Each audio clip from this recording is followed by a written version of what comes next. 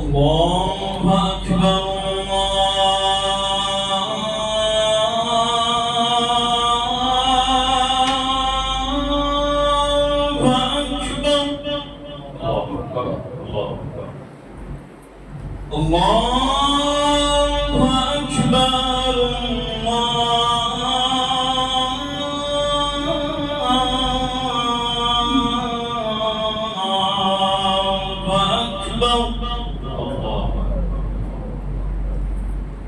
أشهد أن لا إله إلا الله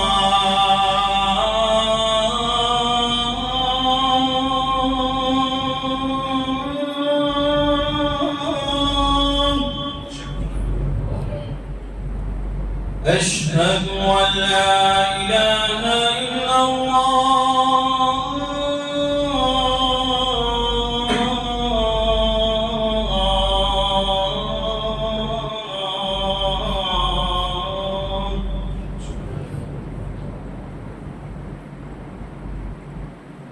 أشهد أن محمدا رسول الله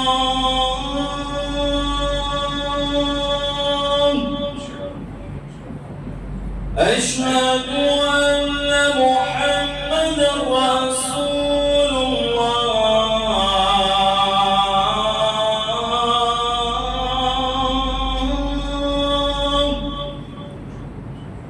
حي على الصلاة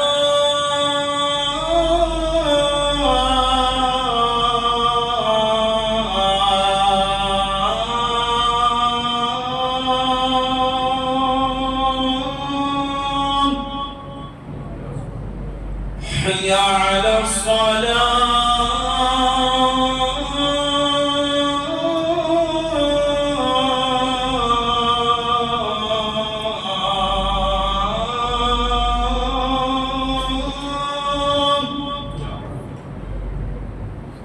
حي على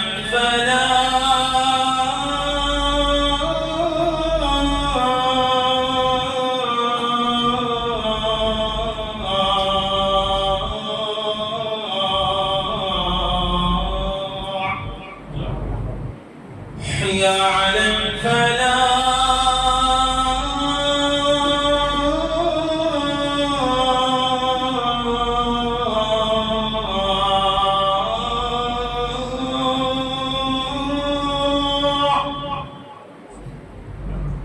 الله أكبر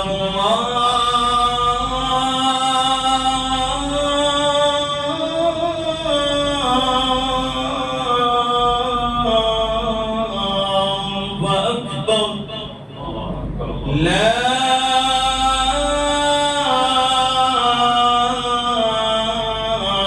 إله إلا الله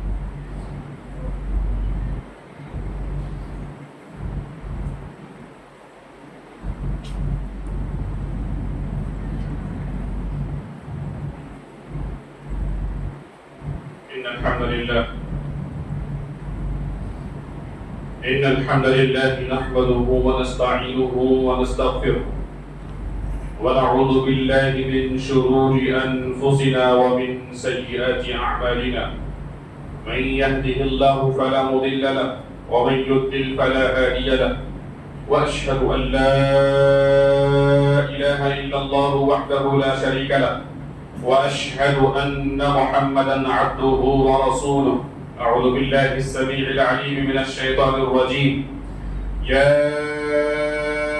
أيها الذين آمنوا اتقوا الله حق تقاته ولا تموتن إلا وأنتم مسلمون يا أيها الناس اتقوا ربكم الذي خلقكم من نفس واحدة وخلق منها زوجها وبث منهما رجالا كثيرا ونساء واتقوا الله الذي تساءلون به والأرحام إن الله كان عليكم رقيبا يا أيها الذين آمنوا اتقوا الله وقولوا قولا سديدا يصلح لكم أعمالكم ويغفر لكم ذنوبكم ومن يطع الله ورسوله فقد فاز فوزا عظيما أما بعد فإن خير الحديث كتاب الله وخير الهدي هدي محمد صلى الله عليه وسلم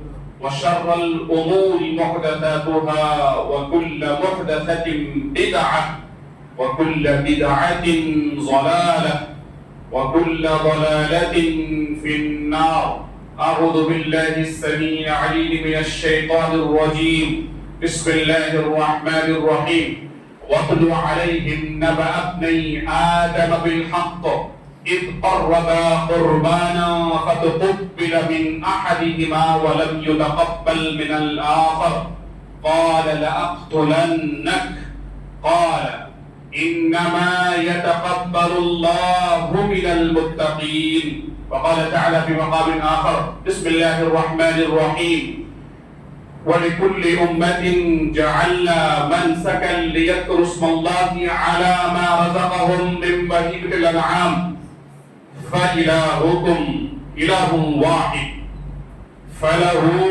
أسلموا وبشر المخبتين وقال تعالى إنا أعطيناك الكوثر فصل لربك وانحر وقال النبي صلى الله عليه وسلم من وجد ساعة فلم يضحي فلا يقربن مصلانا تمام تعریف حمد و ثنا کبریائی بڑائی اللہ رب العالمین کے لیے لائق و زیبا ہے سزاوار ہے جو معبود برحق جو مسجود برحق ہے اس وحدہ لا شریک کے لیے ہر طرح کی تعریف ہے بعدہ بے شمار درود و سلام نازل ہوں اس دنیا میں مبعوث ہونے والے تمام انبیاء کرام پر خصوصاً اس امت کے آخری نبی احمد مجتبی محمد عربی صلی اللہ علیہ وسلم کی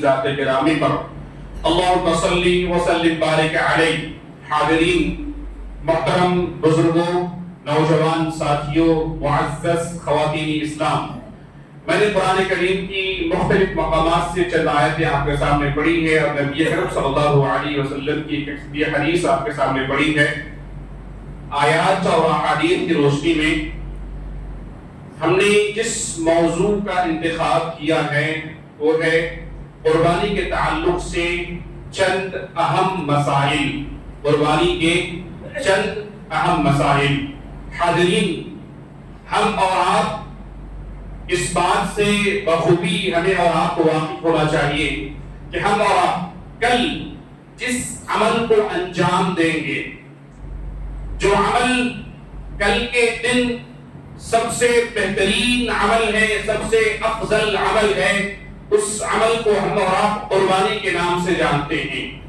اس قربانی کے عمل کو اللہ تبارک و تعالی نے پوری امت پر جتنی امتیں آئی تھی صرف اس امت محمدیہ صلی اللہ علیہ وسلم کی یہ خاصیت اور یہ خصوصیت نہیں بلکہ اس امت محمدیہ سے پہلے جتنی بھی امتیں آئی تھی جتنی بھی قومیں آئی تھی سب قوم کے پاس کسی نہ کسی طریقے سے قربانی کا نصب و ضبط تھا قربانی دی جاتی تھی وہ اللہ کے راستے میں مخصوص طریقے سے قربانی کیا کرتے تھے چنانچہ اللہ تبارک و تعالی نے سورہ مائدہ آیت نمبر 27 میں حضرت آدم علیہ السلام کے دونوں بیٹوں کی قربانی کا ذکر کرتے ہوئے فرمایا وَاتْلُ عَلَيْهِمْ نَبَأَ ابْنَيْ آدَمَ بِالْحَقِّ إِذْ قَرَّبَا قُرْبَانًا فَتُقُبِّلَ مِنْ أَحَدِهِمَا وَلَمْ يَتَقَبَّلْ مِنَ الْآخَرِ قَالَ لَأَقْتُلَنَّكَ قال انما يتقبل الله من المتقين. اللہ تبارک و تعالیٰ نے قرآن کریم کی اس آیت کے اندر ہم امت محمدیہ کے لیے ایک بہترین سبق چھوڑا ہے. ہم امت محمدیہ کو جھنجھوڑ کر رکھ دیا ہے کہ قربانی جو ایک نیک عمل ہے، جو ایک بہترین عمل ہے، جو ہر اس شخص کے لیے ضروری ہے جو طاقت رکھتا ہے، جو قوت رکھتا ہے، جو قربانی کے جانور کو خریدنے کی طاقت اور استطاعت رکھتا ہے، ہر اس شخص کے لیے پیغام اللہ تبارک و تعالیٰ نے قرآن کریم کی اس آیت کے اندر دیا ہے اور فرمایا کہ قربانی انہی لوگوں کی طرف سے قبول ہوگی جن کے دل کے ارادے اچھے ہوں گے، جن کی نیتیں درست ہوں گی، جن کی نیت خالص اللہ رب العالمین کو راضی کرنے کی ہوگی، جس میں دکھاوا نہ ہوگا، جس میں خوف خدا ہوگا، جس دل کے اندر خوف خدا ہو، للہیت فلہیت قربانی کر رہا ہو، اس شخص کی قربانی اللہ تبارک و تعالی قبول کرے گا. حاضرین، اللہ کے نبی صلی اللہ علیہ وسلم کو اللہ تبارک و تعالی نے حکم دیا اور فرمایا کہ اے اللہ کے نبی صلی اللہ علیہ وسلم، ان یہودیوں پر، ان ظالموں پر، ان حاسدین پر آدم علیہ السلام کے دونوں بیٹوں کے قربانی کرنے کا جو واقعہ ہے اس کو صحیح صحیح بیان کر دیجیے. یہ آپ سے جل رہے ہیں، یہ حسد کر رہے ہیں. حاضرین، اللہ تبارک و تعالیٰ کے فرمان کے مطابق اللہ تبارک و تعالیٰ نے فرمایا اذ قربا قربانا فتقبل من احدہما، دونوں بھائیوں نے، حابیل اور قابیل دونوں بھائیوں نے قربانی پیش کی اللہ کے راہ میں. دونوں میں سے ایک کی قربانی قبول ہوئی، دوسرے کی قربانی قبول نہیں ہوئی. بڑے کا نام قابیل اور چھوٹے کا نام حابیل تھا. حابیل نیک صفت انسان، متقی پرہیزگار. اللہ تبارک و تعالیٰ نے اس انسان کی حابیل کی قربانی کو قبول کیا اور قابیل کی قربانی اللہ نے رد کر دی. قابیل کو حسد پیدا ہوا. قابیل نے کہا ہاں ایسا. قابیل نے اپنے بھائی سے کہا اللہ تلنکا، ہم تمہاری بوٹی بوٹی کر ڈالیں گے، ہم تمہیں مار ڈالیں گے، تمہارا ہم قتل کر ڈالیں گے. اللہ اکبر. چھوٹے بھائی نے کتنے پیار سے جواب دیا، فرمایا انما یتقبل اللہ من المتقین. میرے پیارے بھائی، آپ مجھ سے حسد کر کے کیا کرو گے؟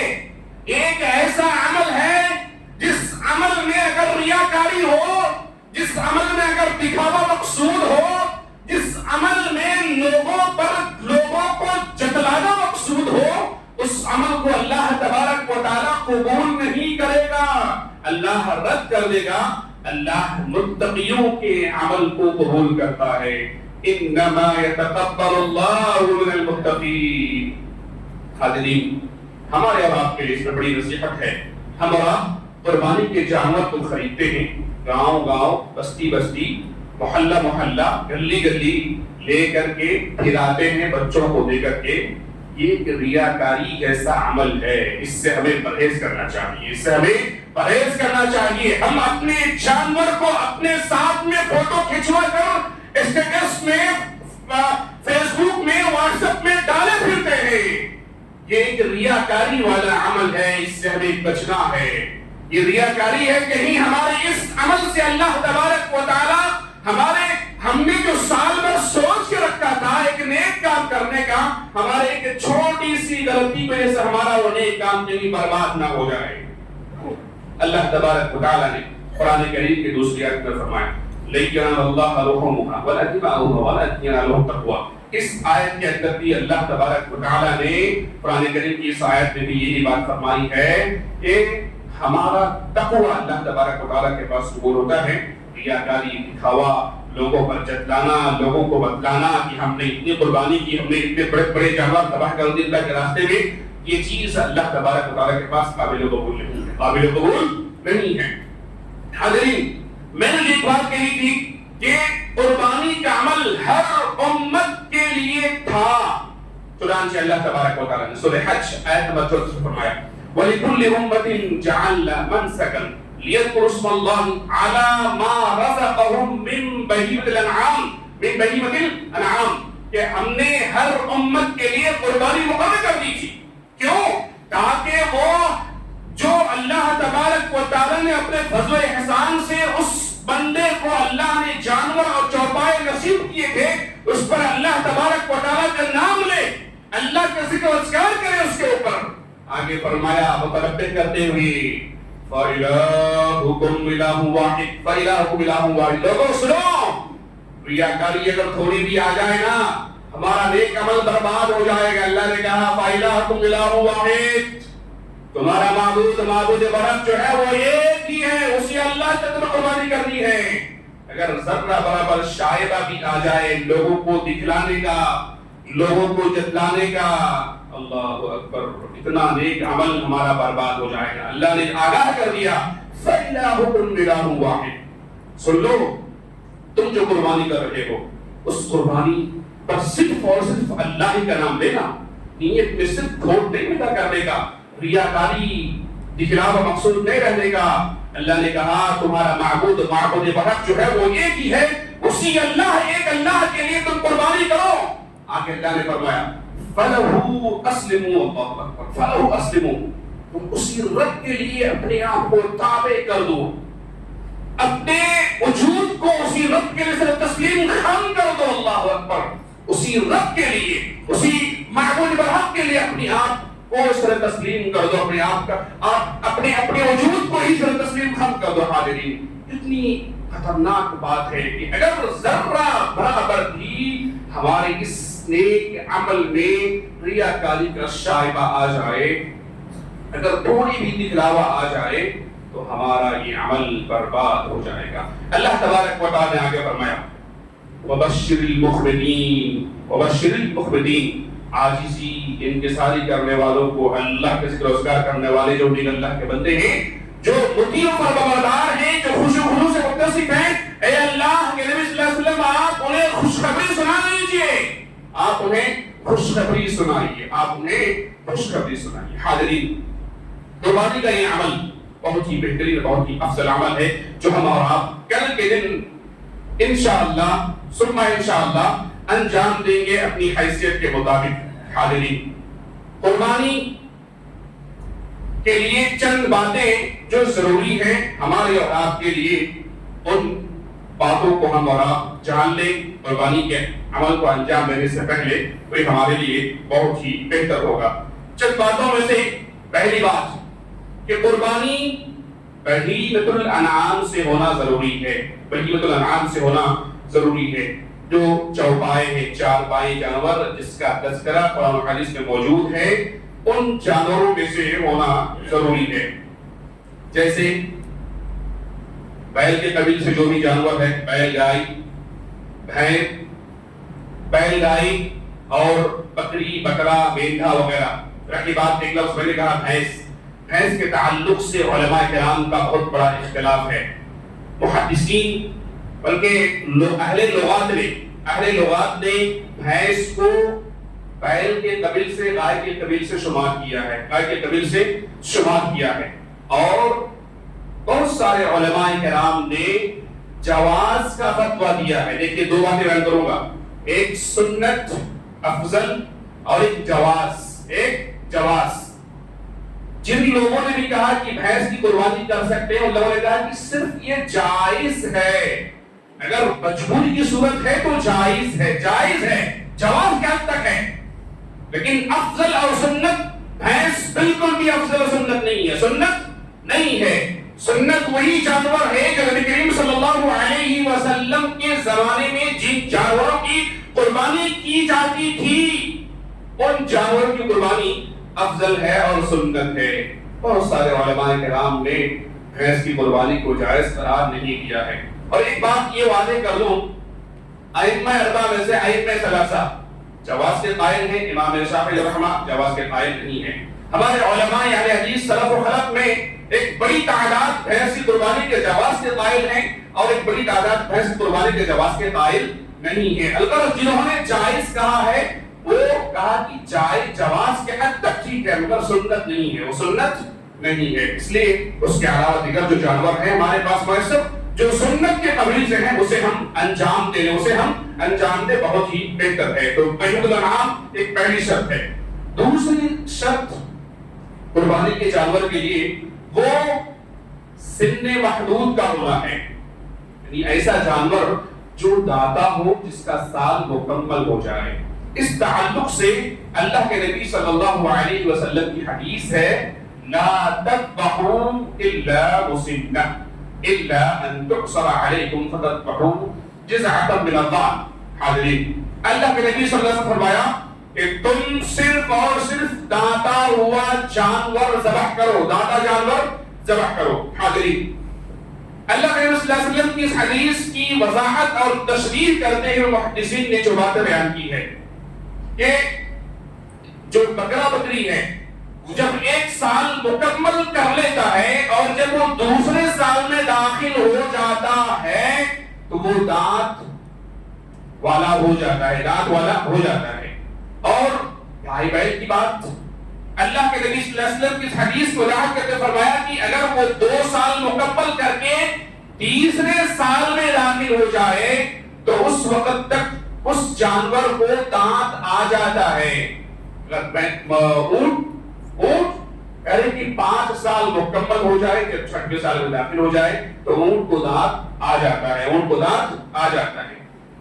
حاضرین محدثین نے یہاں پر اس بات کی بھی وضاحت کی ہے کہ اگر آپ جس جانور کی قربانی کر رہے ہیں مثلا خصی بکرا وغیرہ آپ کے گھر کا پالا ہوا ہے، آپ دیکھ رہے ہیں، آپ نے اس کو مانوس کیا، اس کو پالا، اس کو بڑا کیا، وہ آپ کے گھر میں تھا سال بھر، سال مکمل ہو چکا ہے مگر دانت نہیں نکلا ہے، دانت نہیں نکلا ہے.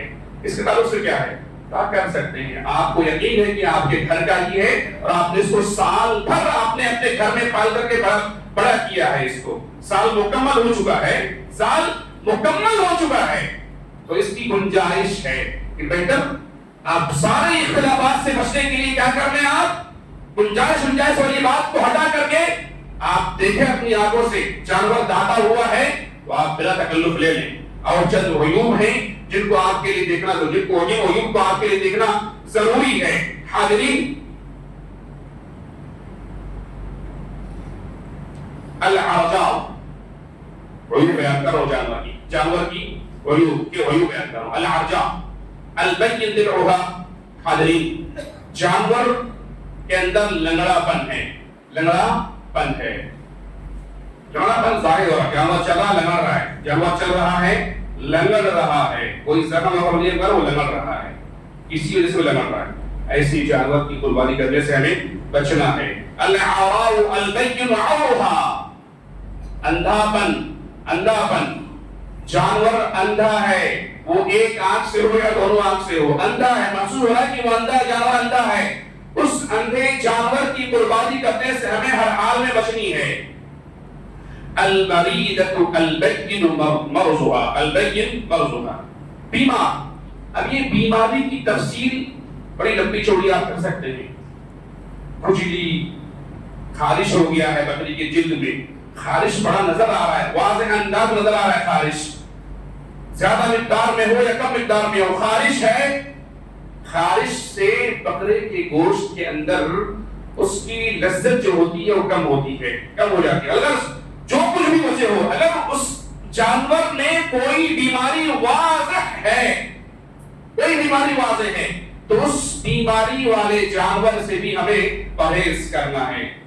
کوئی کمزور دبلا سا جانور ہے، دبلا سا جانور ہے تو ایسے دبلا جانور جس کے جسم میں گوشت نہ ہو، ہڈی محسوس ہو رہا ہو، تو ایسے جانور کی قربانی سے ہمیں مکمل طور پر بچنی ہے. اور اس کے علاوہ اور کئی عیوب جو بیان کیے گئے ہیں اس میں سے ایک عیب کان کٹا ہوا ہے. زیادہ مقدار میں ہے، تھوڑے مقدار میں کان کٹا ہوا ہے، کاٹا ہوا کان. لوگ کیا کرتے ہیں، کان کاٹ کر کے چھوڑ دیتے کسی اور کے نام پہ. ایسے جانور کے خریدنے سے ہمیں پرہیز کرنا ہے. مگر مصیبت کی بات یہ ہے، تکلیف کی بات یہ ہے کہ آج کل سرکاری طور پر جانوروں کے کان کو چھید کر کے اس میں کچھ نمبرنگ کیے جاتے ہیں. گنجائش ہے اس کی. حاضرین جو دوسری شرط ہے، آپ جس جانور کی قربانی کر رہے ہیں اس جانور کا آپ مالک ہو. جانور روڈ چل رہا تھا، روڈ پہ کچھ پتیاں کھا رہا تھا، جنگل میں چرنے آیا تھا جانور کسی اور کا ہے، آپ نے اس کو اٹھا کے لے کر کے گھر میں آ گئے اور 10 دن آپ نے اسی کی قربانی کر دی، 10 دن آپ نے اسی کی قربانی کر دی، بھیڑوں کی قربانی، وہ چوری کا جانور ہے، کسی اس کا مالک کوئی اور ہے، اس کا مالک کوئی اور ہے، آپ کی ملکیت میں سے ہونا جانور. اور چوتھی چیز وہ جانور آپ کے پاس ہی ہے مگر اس جانور سے اس جانور کا حق کسی اور سے متعلق ہے، کسی اور سے متعلق ہے. جیسا آپ کا دوست احباب میں سے کوئی بھی آپ کو پالنے کے لیے دیا ہے کہ بھائی تھوڑے دن آپ دیکھو، وہ جانور اسی کا ہے مگر اس میں آپ کا حق نہیں ہے. آپ نے کیا کیا؟ اسی جانور کو ذبح کر دیا. مثلا کسی شخص نے امانت رکھ کر کے گیا تھا آپ کے پاس، امانت رکھ کے گیا تھا کہ بھائی یہ جانور میں کہیں جا رہا ہوں، 2-4 دن دیکھ لو، 2-4 دن دیکھ لو. آپ نے کیا کیا؟ موقع ملتے کہ اسی کو ذبح کر دیا، اسی کو ذبح کر دیا جو آپ کی ملکیت نہیں ہے. ایسے جانور کی قربانی آپ نہیں کر سکتے ہیں، نہیں کر سکتے ہیں. ایک اہم مسئلہ جس کی وضاحت کرنی ضروری ہے، اگر کوئی شخص نماز پڑھنے سے پہلے قربانی کر لیتا ہے، عید الاضحیٰ کی نماز پڑھنے سے پہلے قربانی کر لیتا ہے، اس کو قربانی ہوگی؟ قربانی اس کی نہیں ہوگی. اب ایک یہاں پر ایک سمجھنے والی بات کہ ایک علاقے میں 2-3 جگہ نمازیں ہو رہی ہے، کہیں پیچھے، کہیں بعد میں، کہیں تاخیر سے، کہیں جلدی ہوتی ہے، 10-5 منٹ کا، آدھا گھنٹے کا فرق ہوتا ہے. تو کس نماز کا اعتبار کریں گے؟ کس نماز کا اعتبار کریں گے؟ کہہ رہے ہیں کہ جو قربانی کر رہا ہے اس کی نماز کا اعتبار کریں گے. جو قربانی کر رہا ہے، جو ہیڈ آف دا فیملی ہے، ایک گھر میں 10 لوگ ہیں، 10 لوگوں میں کا ایک ہی مالک ہے، ایک شخص مالک ہے. بیٹوں نے نماز پڑھ کے رکھا آگے، بیٹے نماز پڑھ کر کے آگے، مالک کون ہے؟ باپ ہے. نہیں چلے گا. باپ مالک ہے، باپ اپنے نام سے کر رہا ہے، باپ کا نماز پڑھنا ضروری ہے، باپ کا نماز پڑھنا ضروری ہے. یاد رکھیں اس بات کو. اگر کہیں آگے پیچھے نماز کا سلسلہ چل رہا ہے تو جو شخص قربانی کر رہا ہے، جو مالک ہے، اس شخص کا نماز پڑھنا ضروری ہے. اس شخص کی نماز ہو گئی ہے تو اس شخص کو قربانی کر سکتا ہے. دوسرا اور کئی ایک اہم مسائل ہیں جس کو ہم مختصر طور پر بیان کروں گا.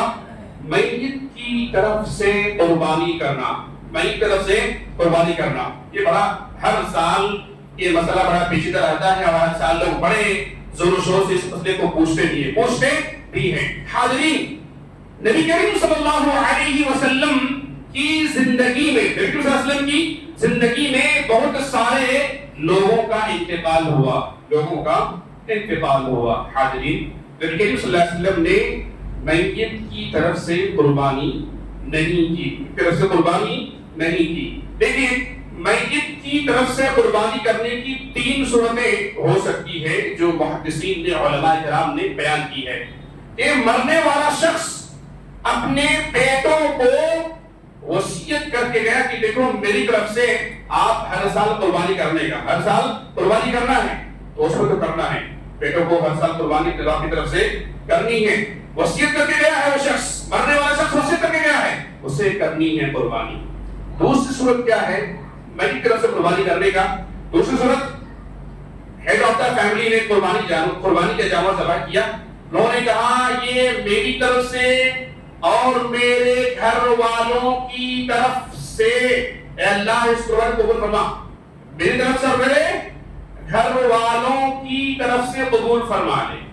کوئی گھر والوں میں وہ تمام افراد آئیں گے جو باحیات ہیں اور جو مر چکے ہیں، انتقال کر چکے ہیں، اس میں آ جائیں گے. یہ سب سے بہتر طریقہ یہ ہے کہ آپ اپنے ساتھ ساتھ اپنے گھر والوں کو جو زندہ ہیں، جو مر چکے ہیں، ان سب کو شامل کر لیں.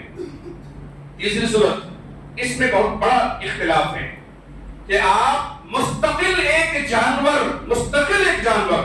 آپ ذبح کر رہے ہیں میت کی طرف سے. اس میں بڑا اختلاف. لوگوں نے کہا کہ بعض لوگوں نے کہا جائز ہے، بعض نے کہا ناجائز ہے. جن لوگوں نے جائز سے کہا ان لوگوں نے وضاحت کر دی کہ اگر آپ نے ایسا کیا ہے میت کی طرف سے اور آپ نے قربانی کر دی ہے، مستقل جانور کیا ہے آپ نے، تو آپ اس گوشت کو کیا کرو؟ تقسیم کر دو. یا ایک دوسری شکل جو ہم نے بتائی تھی کہ وصیت کی شکل ہے, وصیت والی شکل, وصیت کی صورت میں اور آپ نے مستقل جانور ذبح کیا ہے, ان دونوں صورتوں میں آپ کیا کریں, اس گوشت کو آپ تقسیم کر دیں مکمل طور پر تقسیم کر دیں. حاضرین, ایک اور اہم مسئلہ وقت ہم پہنچتا ہے, بہت اہم مسئلہ. بعض لوگ ہم مسلمانوں میں بعض طبقے والے نبی کریم صلی اللہ علیہ وسلم کے نام سے قربانی کا جانور ذبح کرتے ہیں. نبی صلی اللہ علیہ وسلم کے نام سے جانور ذبح کرتے ہیں, بالکل صحیح نہیں ہے, صحیح نہیں ہے. وہ لوگ کہتے ہیں کہ علی رضی اللہ تعالی عنہ نبی صلی اللہ علیہ وسلم کی طرف سے قربانی کیا کرتے تھے. یہاں پر بات وہی آئے گی, کون سی, وصیت والی بات آئے گی. نبی صلی اللہ علیہ وسلم نے علی رضی اللہ عنہ کو وصیت کیے تھے. اگرچہ کہ وہ حدیث ضعیف ہے, محدثین نے اس حدیث پر کلام کیا ہے, اس حدیث پر محدثین نے کلام کیا کہ یہ حدیث ضعیف ہے. بفرض محال اگر ہم مان لیتے ہیں کہ وہ حدیث صحیح ہے تو ہم یہ محمول کریں گے کہ نبی صلی اللہ علیہ وسلم نے علی رضی اللہ عنہ کو وصیت کی اس بنیاد پر علی رضی اللہ عنہ قربانی کیا کرتے تھے. حاضرین, اگر جائز ہوتا تو ہم سے زیادہ نبی صلی اللہ علیہ وسلم سے محبت کرنے والے دیگر اور صحابہ کرام تھے. عثمان بن عفان, جتنے صحابہ کرام تھے, صحابہ کرام ہم سے زیادہ محبت کرنے والے تھے. یہ چند موٹی باتیں تھی, وقت رہا تو انشاءاللہ کبھی اور باتیں کل عید الاضحیٰ کی نماز میں بھی چند باتیں انشاءاللہ بیان کی جائیں گی. انشاءاللہ اللہ ہم سب کو نیک کام کرنے کی توفیق عطا فرمائے. آمین.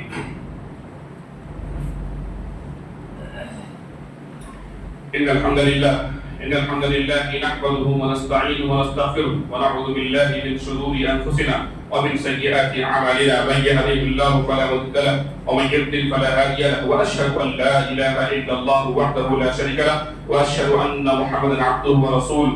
أما بعد فإن خير الحديث كتاب الله وخير الهدي هدي محمد صلى الله عليه وسلم وشر الأمور محدثاتها وكل محدثة بدعة وكل بدعة ضلالة وكل ضلالة في النار. أعوذ بالله السميع العليم من الشيطان الرجيم. بسم الله الرحمن الرحيم. إن الله وملائكته يصلون على النبي يا أيها الذين آمنوا صلوا عليه وسلموا تسليما. اللهم صل على محمد وعلى آل محمد كما صليت على إبراهيم وعلى آل إبراهيم إنك حميد مجيد. اللهم بارك على محمد وعلى آل محمد كما باركت على إبراهيم وعلى آل إبراهيم إنك حميد مجيد. عباد الله رحمكم الله, إن الله يأمر بالعدل والإحسان وإيتاء ذي القربى وينهى عن الفحشاء والمنكر والبغي يعظكم لعلكم تذكرون. اذكروا الله يذكركم وادعوه يستجب لكم وذكر الله تعالى أعلى وأولى وأعز وأجل وأتم وأهم وأكبر والله أعلم ما تصنعون.